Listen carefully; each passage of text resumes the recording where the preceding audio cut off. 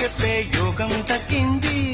ఆ పాల పుంతని వల వేసి వరించే ఈ పూల పుంతలో పులకింతలు పుట్టించి నీ రసికతకే వేస్తా నా ఓటు.